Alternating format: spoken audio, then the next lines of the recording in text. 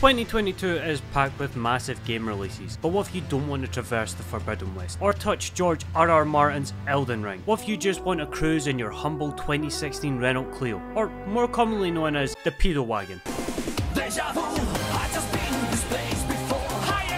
Gran Turismo is the latest racing game to bring the speed, the power, and the fuck!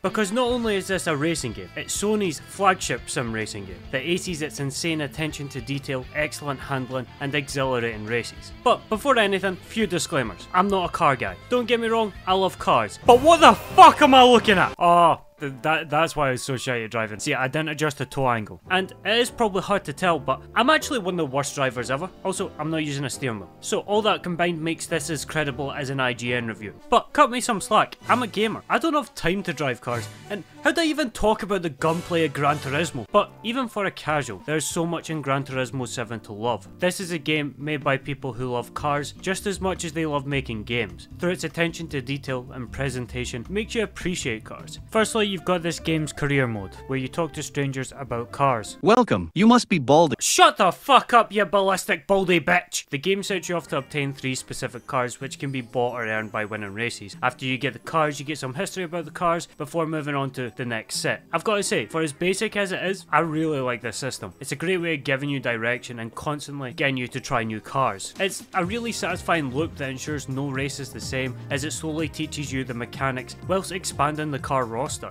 And finding out the background of the cars is just a nice way for filthy casuals like myself to help appreciate them. It is quite funny when they're talking about the lower end cars though. Mate, it's a Citroen DS3, we're not exactly talking about Napoleon's Bugatti. Also, this progression of slowly unlocking better cars and tuning up your cars is so satisfying. Finally getting into a racing car and hitting those insane speeds is such a thrill, even if it is seconds before you're barreling towards a coma. It helps all kind of cars have their own place in the game rather than never being touched, because expensive car go fast! The slower progression might not be for everyone though, as key components like multiplayer can be locked off till a few hours into the game, which might be an annoying roadblock for veterans. But the slower progression and large amount of assist options is great for lesser experienced players to jump into the franchise for the first time. Mate, they even have you getting a driver's license, which, to be fair, it comes with a reward.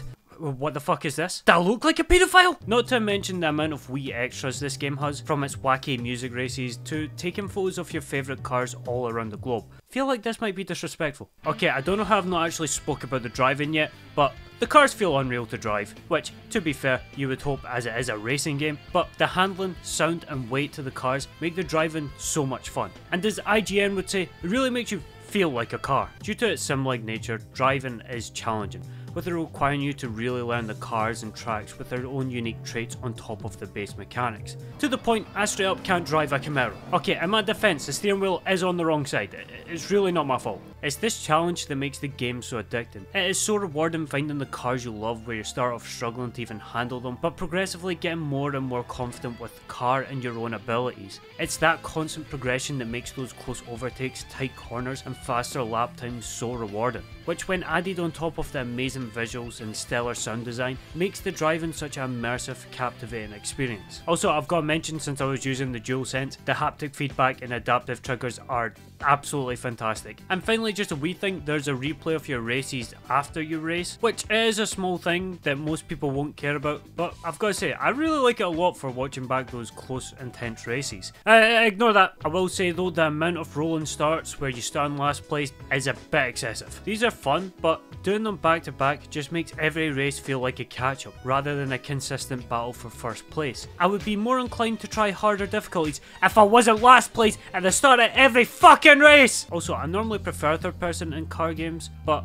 the third person, I'm not too sure why I'm not too keen on it. Maybe it's the height or the stiffness of the camera, but it just doesn't feel as good as the first person views, which feel and look fantastic, especially with how incredible the interiors look. This looks really cool, but how the fuck do you even see in this thing? Also, the microtransactions suck. I get it, but when microtransactions are interwoven with the entire progression system, it makes you question if there's artificial grind to incentivize purchasing coins. You completely cheapen the entire progression system when you do something like this. I get for future cars to support free updates, but as day one pretty much pay to win mechanics, it sucks and does nothing but cheapen the entire progression experience. Also, I completely forgot about the wank always online. For a game where so many people will only play this game offline, this is awful. awful. It just ensures that this game will be lost to time, because one day the servers are going to go down and you'll have no way of playing this game ever again. Not to mention if they have any server maintenance or their servers go down or something, you can't play the game. There is technically offline content, but it's absolutely hee-haw and it's absolutely shite.